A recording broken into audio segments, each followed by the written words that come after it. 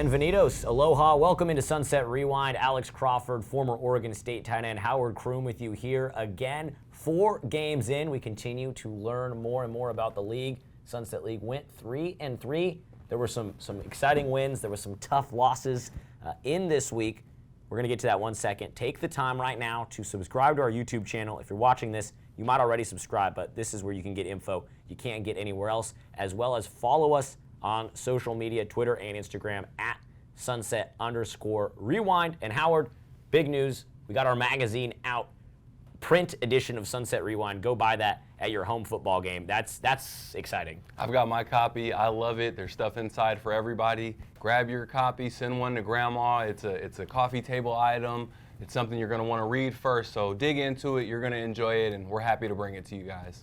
Let's get right to the games. The Los Alamitos Griffins tested again this week. They moved to 4-0, but against the Buchanan Bears, #1 team in the CIF Central section. They went up to Fresno, and they were tested. They trailed at halftime for the first time this season. The Griffins able to come back and move to 4-0, victorious up there on that road trip up north. Well, you asked me last week, Alex, is Los Al a beatable team? Did we see some cracks in their armor? And I told you, no, I don't think so at all. This week, we see Los Al go on the road, a long distance they have to travel, 7,000 fans, hostile environment, a ranked team, everything set up for Los Al to trip up, to not have a perfect season. And what do? They come out and they look like, their stars play like stars. They're big-time players, made big-time plays when their team needed it. Malachi Nelson and Makai Lemon, they hooked up early for 2 touchdowns.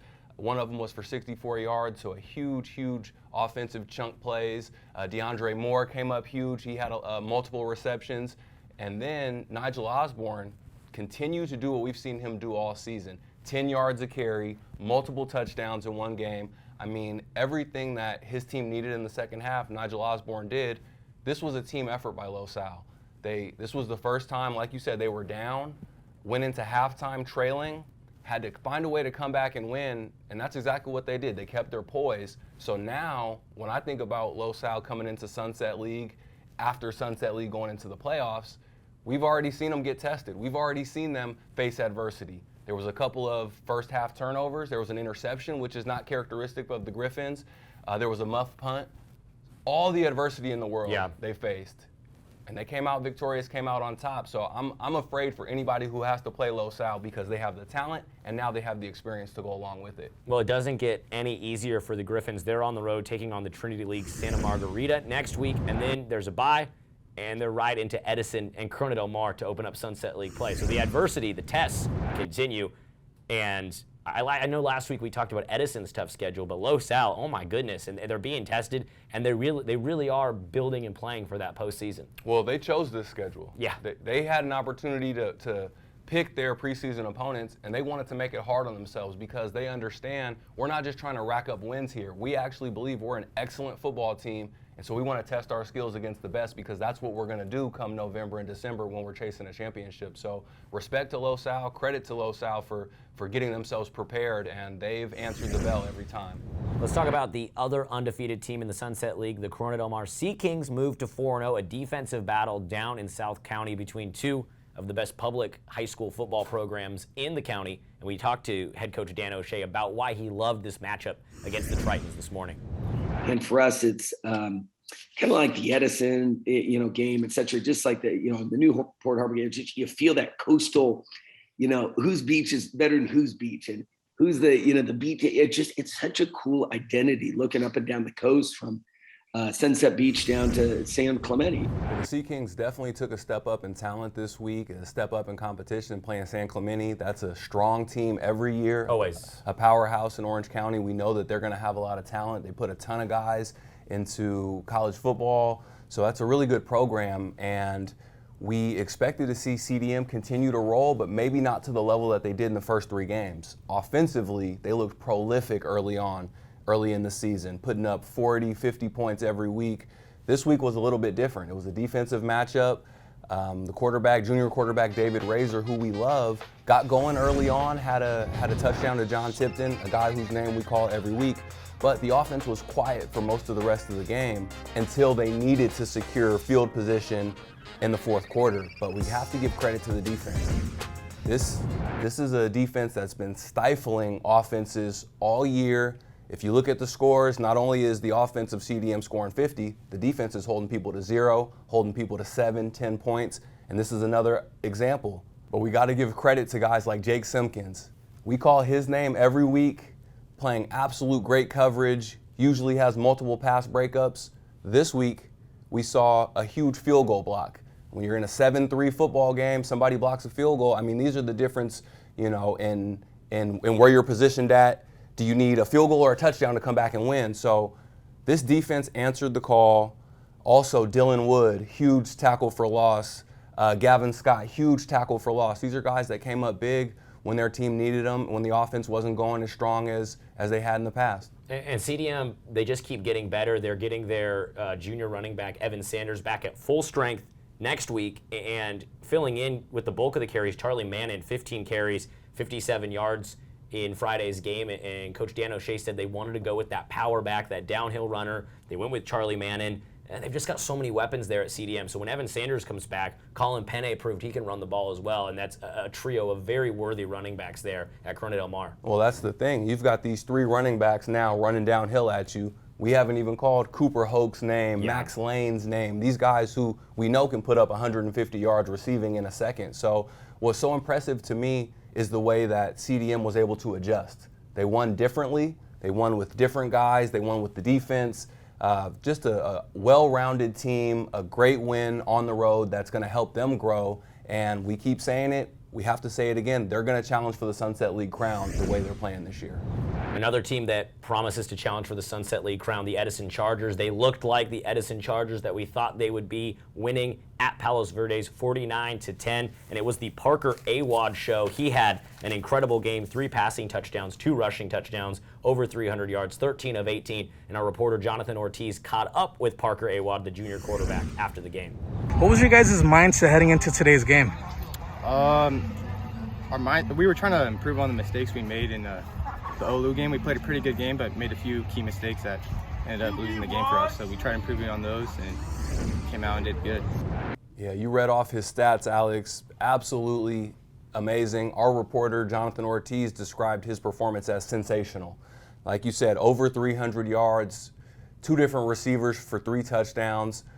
Awad also had 2 rushing touchdowns with his legs. So we saw the versatility last week when he kind of got loose a little bit. We saw some scrambles. This week, he really made some opportunities for himself.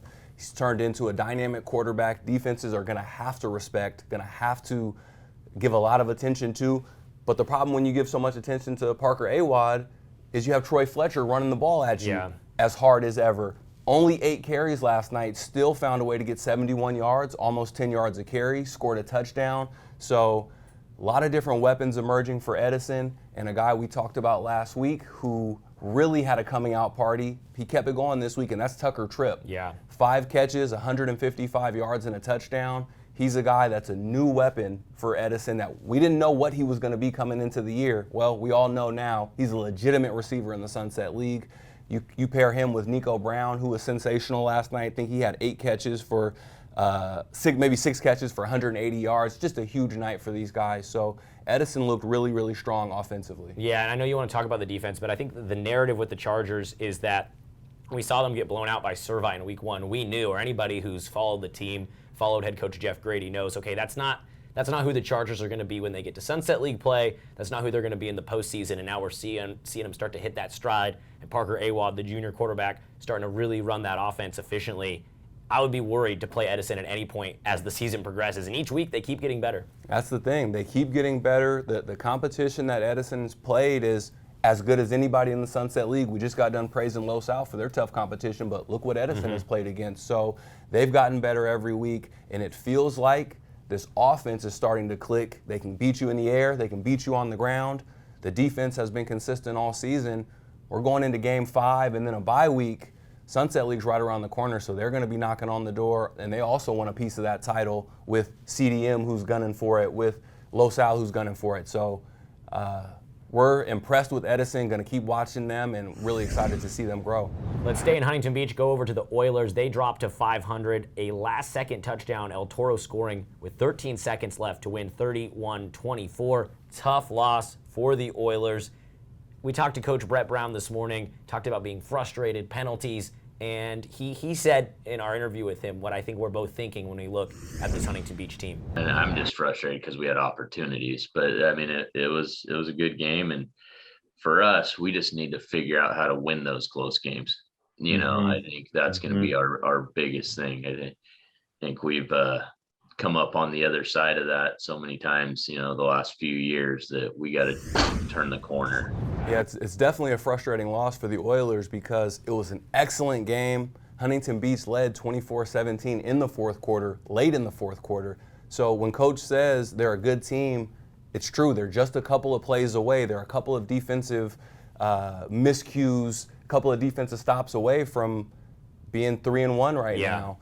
And that first loss really came down to the defense at the very end of the game as well. So this is a team that's put together 45 good minutes of defense a couple of times this season and haven't been able to hang on at the end. In the last 3 minutes last night, we saw El Toro put up 14 points to really take the lead and then solidify the win. So tough loss for the Oilers, but they're a team that will be better. We know that they have a high ceiling, and sometimes you need to get these games out of the way, you know, get them out of your system, get these tough losses under your belt so you can learn from them. And I believe that the way the Huntington Beach schedule is set up, there's a couple of games, you know, there's a winnable game ahead of them. They've got a bye. Then they open up Sunset League. So I know they're looking to open up Sunset League on a high note after getting a win next week. Well, I sing his praises when he does well, but I mean, I have to point out A.J. Perez, 3 of 13 with just 61 yards through the air. I know last week I was talking about him. This is the reason why he had a great game last week. This is the reason why he's my dark horse MVP candidate. But when your senior quarterback, you know, can't complete the game or play the game the way you want him to, that's tough. I know HB ran the ball well. That was a bright spot for them. But like Coach Brown said, they haven't quite hit on all cylinders. When they do, they look very good. They look like a challenger for maybe a top 3 spot in the league. But last night they didn't quite put it all together. But think about it. If A.J. Perez, your starting quarterback, doesn't play the way that you expect him to, or doesn't, you know, have the dynamic passing night that you want, you still find yourself ahead in the fourth quarter, late in the fourth quarter. And that speaks to the talent of Huntington Beach. That speaks to the preparation. You know, a guy like E.J. Riederick carried the ball 23 times, had over 100 yards, had a touchdown. He had a big night. Had a big night. Taylor also had a good night running the ball, had a touchdown. So there are other guys who got involved. You know, A.J. Perez did throw a touchdown to Tyler Moses. You know, we saw guys come up big on defense. Eli Anderson, we sing his praises every single week. I believe he was a guy that was all-league last year. He's already on the campaign to be all-league this year. He's tough night in, night out. E.J. Riederick is tough night in, night out on the defensive side.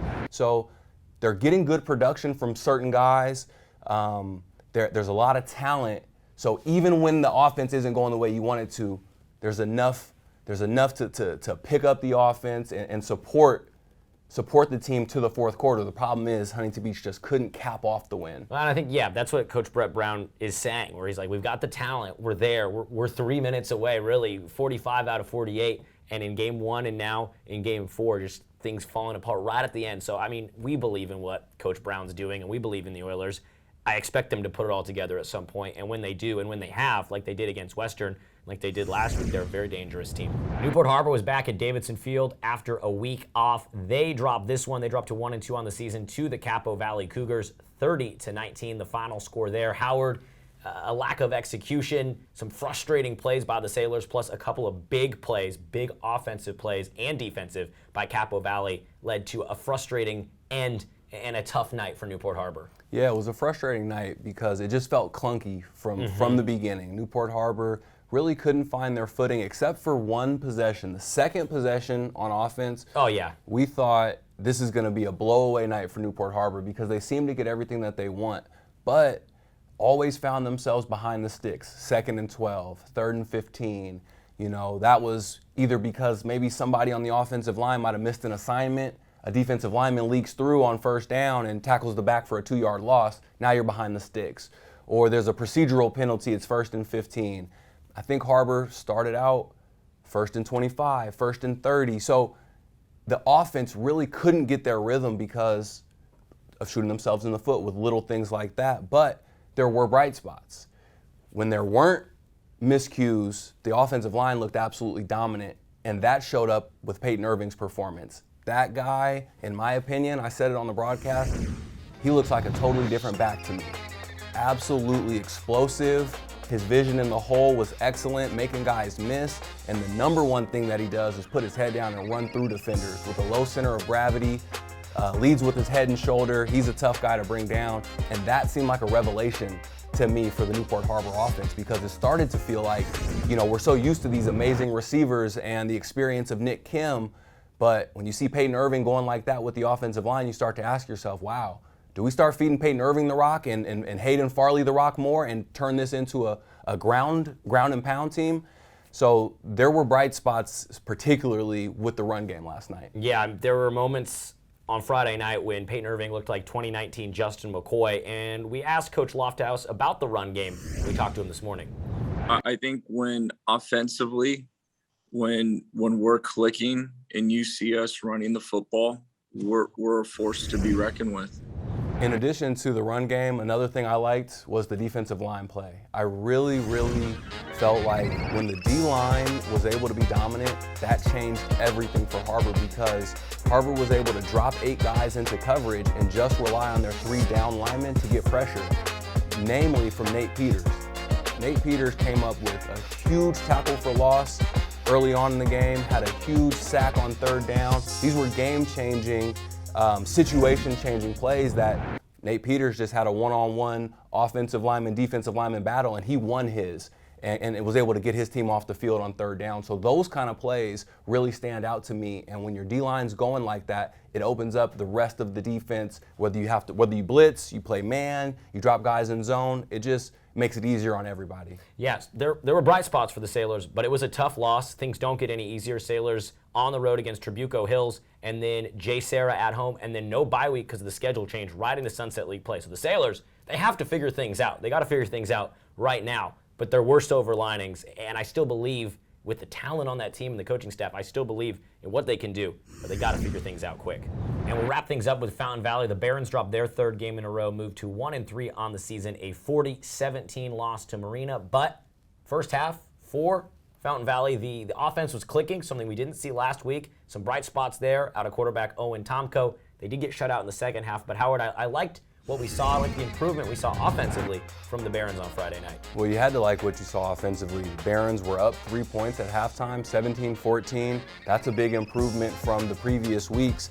You mentioned Owen Tomko. He had a good night, 9 for 15, over 200 yards, 2 touchdowns. That's a legitimate stat line, and he's got to feel good about that. Gives you some confidence, running passing plays, going to guys like Scott Peschke, huge tight end, big target. Had a big 65-yard touchdown. He had a big night. Drew Reyes, we've already known what Drew Reyes is. He's been playing in Sunset League for a long time, a very productive receiver. Also had a good night on defense. So these are guys that Owen Tomko has found some success with, and I anticipate the offense to continue growing. I anticipate more 200-yard performances out of the passing game. So I was impressed in the first half from what I saw from the Fountain Valley offense. Barons head coach Gutierrez talked to us about Owen Tomko's growth.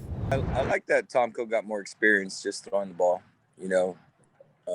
Experience builds confidence. So I talked to one of the reporters last night, and they're asking about Tomko, and he had some great plays, and then he made some mistakes. So I just had to remind him that it's probably the 40th varsity pass he's thrown. And moving over to the defense of Fountain Valley, there were guys that had big nights. Pham, he's always a consistent performer on the defensive end. He's an all-league kind of guy. We just mentioned Drew Reyes, really, really solid wide receiver, also does great things in the defensive backfield for the Barons. And then Tyler Nowicki, really, really productive football player on offense and defense, got an interception for his team last night. So there's certainly bright spots.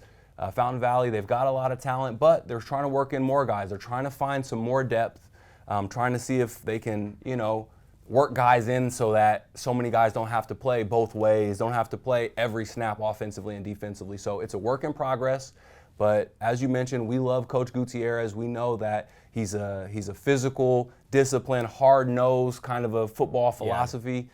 And that's what they need over at Fountain Valley, and they're improving every week, and look for them to get better next week. Well, Coach Gutierrez took over just a couple weeks before the season started, and now the Barons, they actually have their bye coming up this week, and Coach Gutierrez was really happy with the timing of the bye, allow some guys to get healthy, kind of take a look at the program, reset a little bit, and then head into one more non-league game and then league play. Full steam ahead for Fountain Valley. So I think the bye week could not be more timely for the Barons. The Barons, they have a couple guys that are banged up. They're not fully healthy. So as you mentioned, Coach Gutierrez was excited about the bye week coming at this time. They get a week off, then get your body healthy, let some of these nagging injuries heal up, and assess the film. Let's look at the first half, see what we liked on offense, let's see what we didn't like, and maybe take an extra week to work out some of the kinks. So the bye comes at the right time in the season, and as we said, we anticipate Fountain Valley to just continue to keep getting better every week. We're 4 games in, and we're learning a little bit more. Things are ramping up for Sunset League play. We know, we got 2 undefeated teams, CDM and Los Alamitos.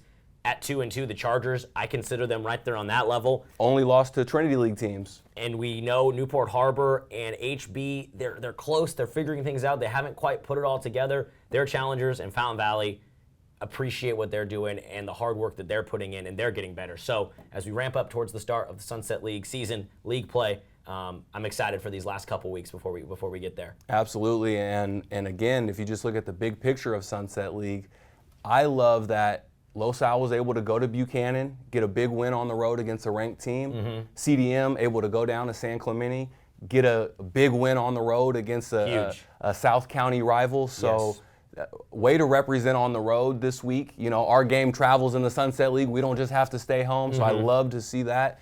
And, great play across the board.